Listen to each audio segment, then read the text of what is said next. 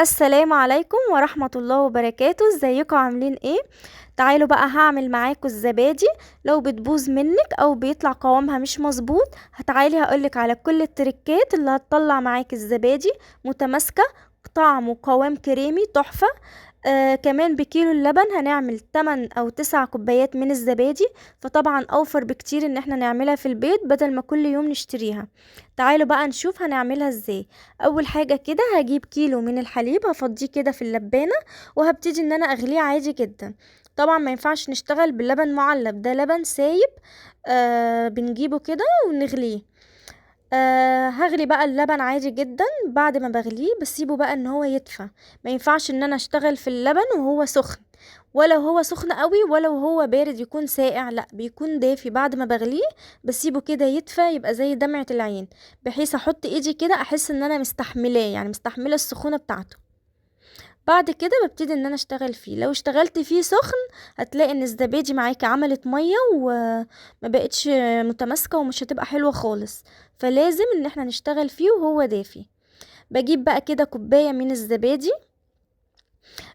وطبعا الافضل ان هي تكون زبادي، يعني جايبينها من مكان الزبادي بتاعته طعمها حلو، عشان هي دي الخميرة اللي انا هحطها في اللبن اللي هتديني الطعم.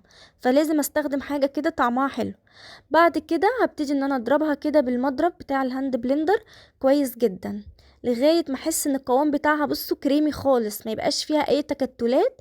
بعد كده ببتدي ان انا اضربها برضو مع كمية بقى الحليب الباقية كده. هضربها برضو كويس جدا. كمان الخطوة دي بتكون مهمة جدا في ان هي بتعمل كده زي فوم على الوش، ده هو ده اللي بيديني الوش بتاع الزبادي حلو قوي زي بتاعت بره واحلى كمان. هبتدي بقى ان انا افضي كده الزبادي بتاعتي في الكوبايات.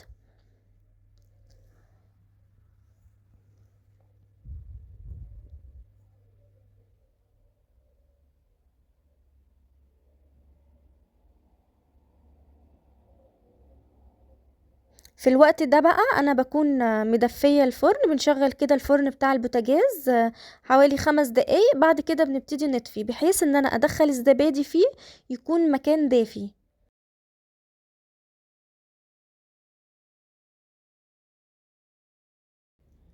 طبعا الفوم ده بقى كده هبتدي ان انا انزل بيه بقى، ده مش هسيبه.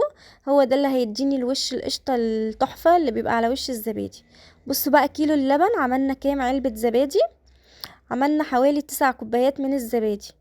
طبعا حسب الكوباية أو حجم الكوباية، يعني هتطلع معاكي كيلو الحليب من 7 ل8 كوبايات من الزبادي.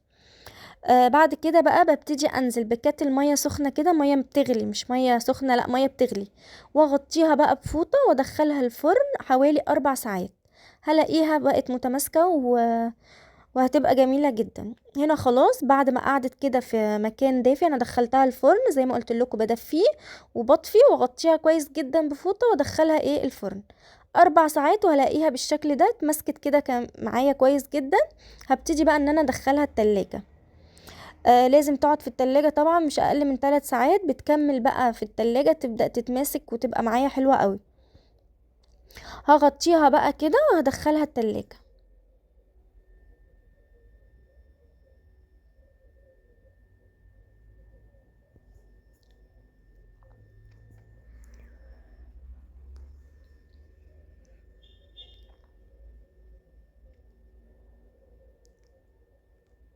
هنا بقى بعد ما دخلتها التلاجة وقعدت حوالي 3 ساعات في التلاجة، بصوا بقى بصوا القوام بتاعها متماسك ازاي. هتقلبيها كده بقلب جامد، مش هيحصل لها اي حاجة ولا هتقع منك ولا اي حاجة. متماسكة وناجحة جدا. القوام بتاعها كمان كريمي وتحفة.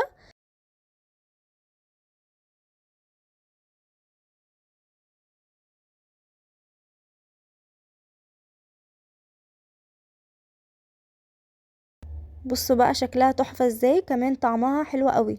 في فيديو جديد ان شاء الله، مع السلامة.